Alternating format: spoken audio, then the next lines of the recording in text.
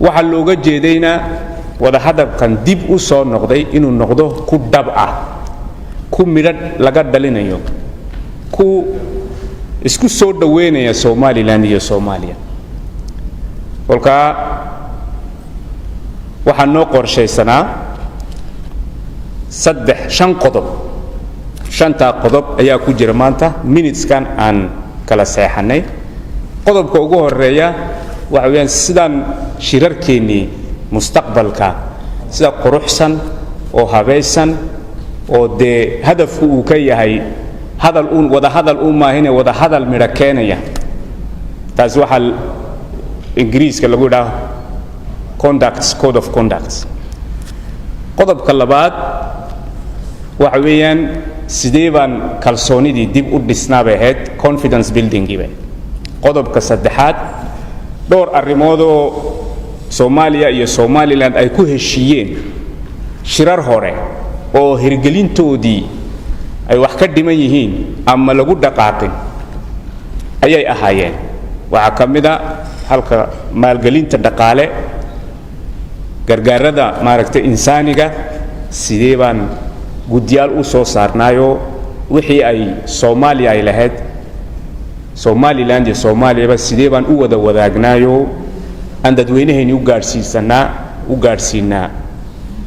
maalgelinta dhaqaale iyo deeqda laga helayo dibadda guddi baan u saarnay guddigaasi wuxuu shiri doonaa 15 cisho kadib jabuuti uu ku shiri doonaa guddi labaadoo samada air traffic maamulkeegii u fiirsan doona ka shaqayn doonana waan soo saarnay 15 cisho kadib ayuu jabuuti ku shiri doonaa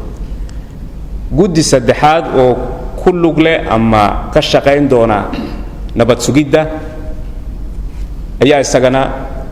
la qorsheeyay saddexdaa guddi 15 cisho kadib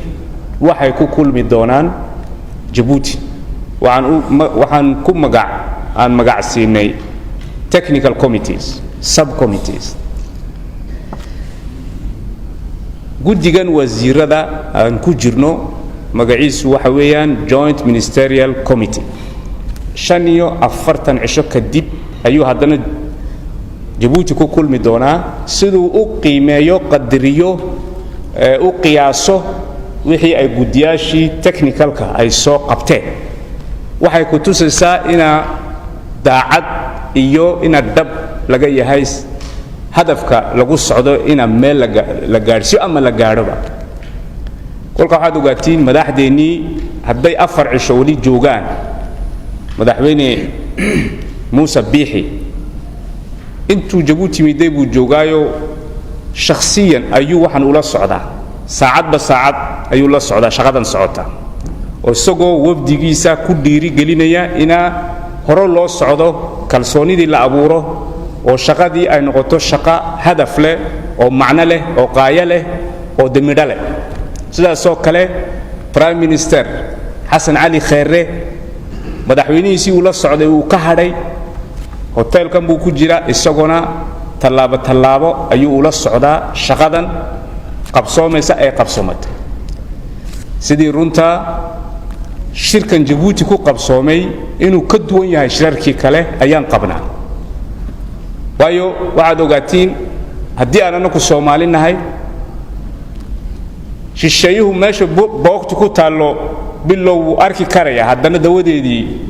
uu ku raagaan u malayno uu garan waaye jabuuti waxay la tahay annakoo qadarinayna ixtiraamayna madax bannaanida Somaliland iyo Soomaaliya